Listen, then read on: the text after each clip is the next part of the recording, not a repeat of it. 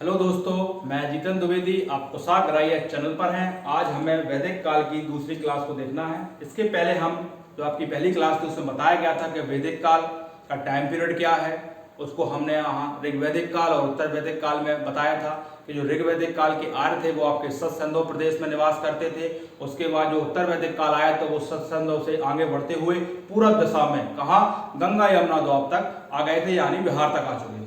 तो जो ऋग्वैदिक काल की स्थिति थी वहां उनका जो आर्य थे उनका प्रमुख व्यवसाय पशुपालन था और कृषि गौड़ थी। और राजा का जो चुनाव वहां होता था वो सभा समिति नामक कुछ संस्थाएं थी, वो राजा का वहां निर्वाचन करती थी। और राजा का जो कार्य था वो जनता की सुरक्षा करना ही था।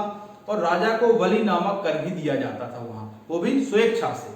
परंतु जब आप उत्तर वैदिक काल की तरफ बढ़ते हैं तो जो राजा होते हैं, जो कबीले वहां संगठित थे, वो अब आपस में एक हो जाते हैं और एक राजवंश की स्थापना होने लगती है। और राजा अब क्या होता है, वहां को जो बलि नामक कर दिया जाता था उसको राजा क्या समझने लगता है कि जो उसका अधिकार है।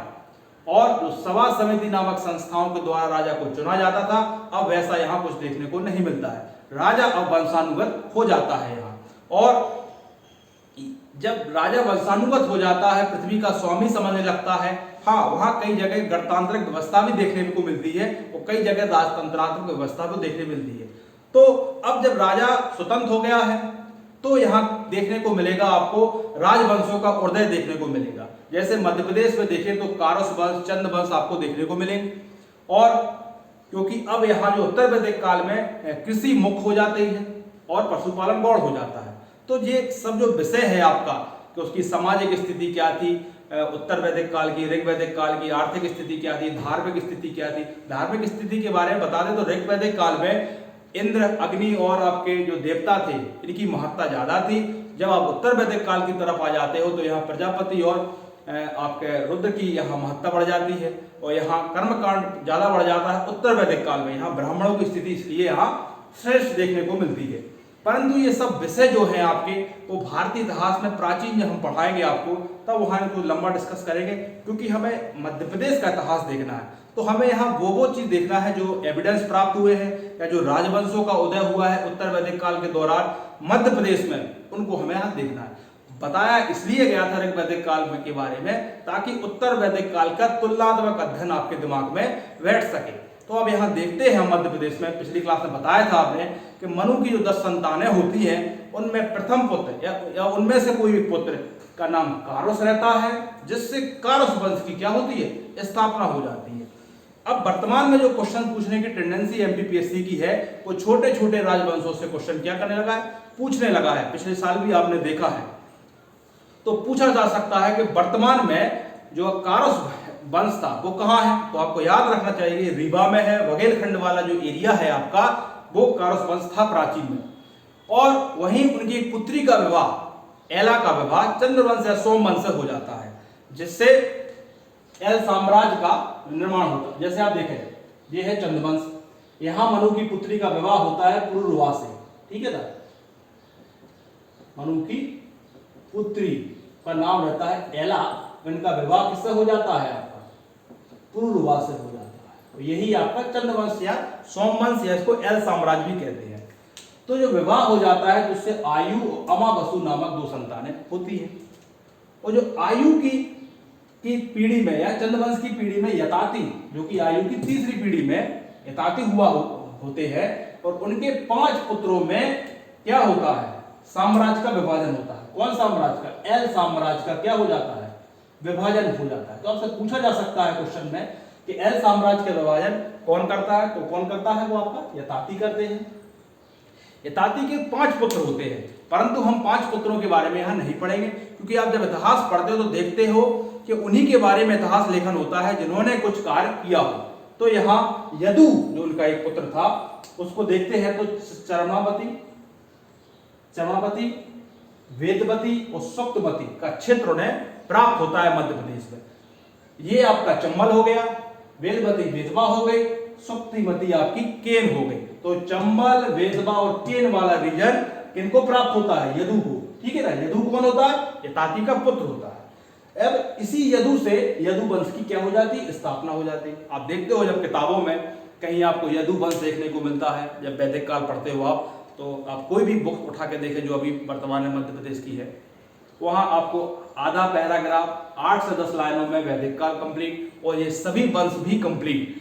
अब यही क्लियर नहीं होता है कि आपका चंद्रवंश कौन है, यदु कौन है, बस वहां लिखा जाता है कि यदु वंश की स्थापना यदु ने की, या हैक वंश की स्थापना कहां से। सब एक धुंधला धुंधला सा होता है, फैक्ट के रूप में आप याद कर लेते हो। तो आप उनको यहां देखोगे किस तरीके से था। आपने देखा यदु वंश की स्थापना यदु की वजह से हुई। यदु कौन? यताति का पुत्र। यताति कौन? जो आपके आयु में, आयु कौन? जो चंद्रवंश के हैं। तो ये पूरा आपको एक उनकी वंशावली देखने को समझ में आ रही होगी किस तरीके से ये वंशावली चल रही थी। तो यदु के भी 2 पुत्र होते हैं। कौन कौन से? क्रोस्टेट की संतानें कहलाई यादव वंश और सहस्त्राजित की संतानें कहलाई हैक वंश। ये किनके पुत्र है? यदु के पुत्र है। तो ये आपको अब पता चलेगा कि यादव वंश कहां से आया और सहस्त्राजित की जो संतानें कहलाई वो आपके हैक वंश कहलाई। ये हम जो हैक वंश के बारे में कल पूरा एक वीडियो लेके आएंगे और इसके साथ ही हम आपका वैदिक काल भी क्या कर देंगे? कंप्लीट कर देंगे। और इसके बाद हम आपका महाकाव्य, जो कुछ रामायण महाभारत में कुछ अनुश्रुति इतिहास वहां भी दिया गया है, तो उसको हम वहां देखते हुए क्या करेंगे? आगे बढ़ेंगे। और इसके बाद महाजनपद काल भी आपका है, जहां आपको पता है कि चेदी और अवंती दो जो क्षेत्र थे वो बुंदेलखंड आपके मध्य प्रदेश के हैं, तो उनको भी हमें डील करना है। तो जिस तरीके से इतिहास आपका बढ़ रहा है अभी, वो वैसे ही है जैसे आप भारतीय इतिहास को पढ़ते थे। हाँ, उतना डेप्थ नहीं है जैसे यहाँ ऋग्वैदिक काल के बारे में बताया गया है, वह चर्चा नहीं हुई, क्योंकि ये हम सब आपको भारतीय प्राचीन इतिहास जब पढ़ाएंगे तो वहां बताएंगे। यहाँ तो केवल आपको एक समझ के लिए या किस तरीके से वहां का इतिहास यहाँ रिलेट हो रहा था, ये बताने के लिए ही बताया था। तो आपने देखा कि ये वंश समझ में आने लगे आपको। अब एक वंश और देखने को मिलता है आपको जब आप बुक्सों से अध्ययन करते हैं कि इक्ष्वाकु वंश। ये भी आपको देखने को मिलता है। वहां लिखा रहता है कि मंधाता प्रतापी शासक या राजा जो हुए वो आपके इक्ष्वाकु वंश हुए, पर ये क्लियर नहीं होता कि ये वंश का भी मूल कहां से था। तो मनु का एक पुत्र और होता है, क्योंकि 10 पुत्र थे उनके, तो एक पुत्र का नाम होता है इक्ष्वाकु। ठीक है, इस पुत्र के नाम पर ही इक्ष्वाकु वंश की क्या हुई? स्थापना हुई। अब आपको क्लियर हो गया होगा कि ये मनु की संतानों से ही इस वंश की उत्पत्ति हुई। और इक्ष्वाकु का एक पुत्र होता है दंडक।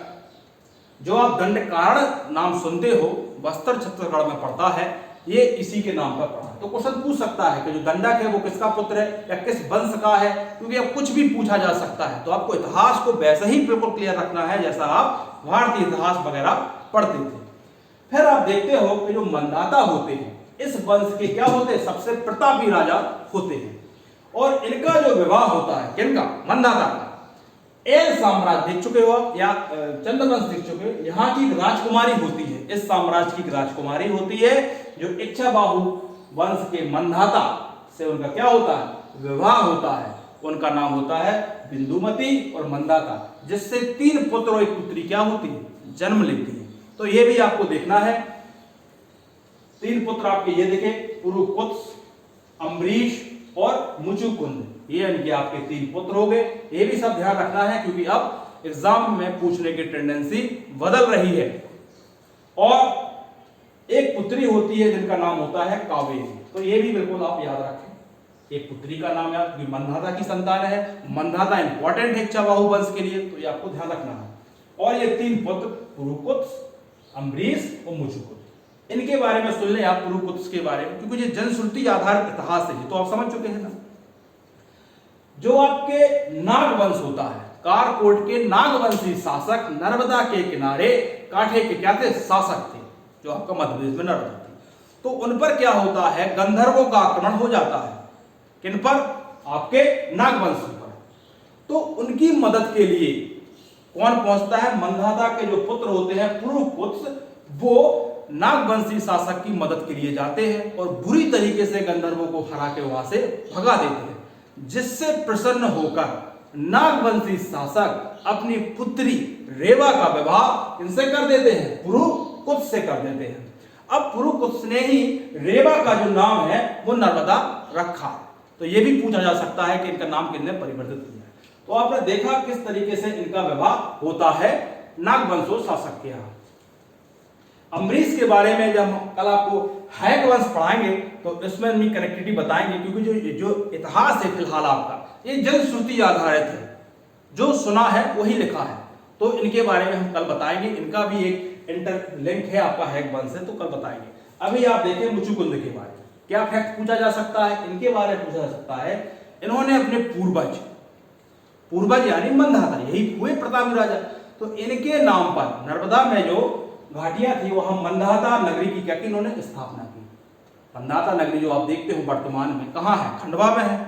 तो पूछा जा सकता है खंडवा में जो आपकी मंधाता नगरी है इसकी स्थापना किसने कराई, तो आपको बताना पड़ेगा मुचुकुंद ने इनकी स्थापना कराई। मुचुकुंद कौन है, ये इक्ष्वाकु वंश के मंधाता के पुत्र हैं। तो ये बिल्कुल अब आपको इतिहास वैसा क्लियर होने लगा जैसा आप गुप्त काल पढ़ते थे, ये इनकी संतान, जे इनकी संतान, जे इनका पुत्र, जे इनका पौत्र। उसी तरीके से आपने मध्य प्रदेश के जो राजवंश है ये आपको बिल्कुल क्लियर होने लगे होंगे कि किन का पुत्र, किन की पुत्री, किन का विवाह और किन वंशों का उदय या उनका मूल या स्रोत कहां से था।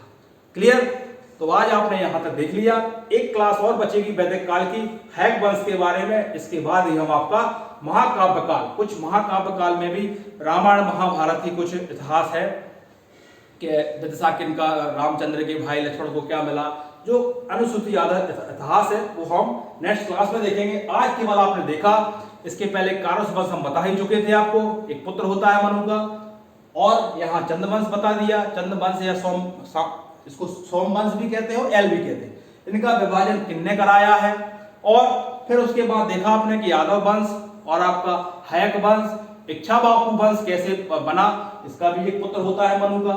फिर देखा आपने कि इनके पुत्रों से जो आपका इस वंश के बारे में खंडवा नगरी किसने बसाई, कैसे नागवंशी शासक से आपका पूर्व कुश का विवाह होता है। ये सब आपने आज इतिहास को, एक जो आपको यहाँ कंफ्यूजन होता था किताबों में, ये वंश लिखा होता था, राजा दिए गए होते होते, परंतु क्लियर नहीं होता था कि ये कहां से इंटरलिंक है। अब आप जो सर नोट्स बना रहे होंगे, आप उम्मीद है कि आप नोट्स बना ही रहे होंगे, तो नोट्स बनाते रहिए, जो मैं बता रहा हूं वो भी आप लिखते रहिए। इसके अलावा आपको जो कंटेंट या जो सोर्सों से मध्य प्रदेश के इतिहास में ये वंशों के बारे में और कुछ पता चलता है तो वो भी आप लिखते रहे, क्योंकि कोई भी टीचर परफेक्ट नहीं होता है, कोई भी नोट्स परफेक्ट नहीं होते हैं। आपको जो भी जहां से मिले, जो आपकी समझ बढ़ती जाए, आप अपना नोट्सों में ऐड करते रहे, क्योंकि जब नोट्स बनाते हैं, एक दिन मैं बताऊंगा कि नोट्स कैसे बनाओगे आप। नीचे भी आधा पैरा लगभग 4-5 इंच जगह छोड़ोगे, आप ऊपर भी छोड़ोगे, और जब टॉपिक कंप्लीट होता है तो उसके लिए भी आप लगभग आधा पेज छोड़ोगे। क्यों छोड़ोगे? क्योंकि यदि आपने नोट्स बनाए तो कुछ चीज आपको कहीं से मिल गई फैक्ट फॉर्म में या कहीं सोर्सों से या कोई बुक से, तो कहाँ नोट डाउन करोगे आप? वहीं जो जगह छूटी थी वहीं नोट डाउन करोगे, क्योंकि कोई भी नोट्स परफेक्ट नहीं है, कोई भी टीचर परफेक्ट नहीं है। इसलिए जहां आपकी समझ बने, जहां से आपको कंटेंट मिले वो भी लिखें। इस तरीके से ही बेस्ट नोट्स तैयार होते हैं।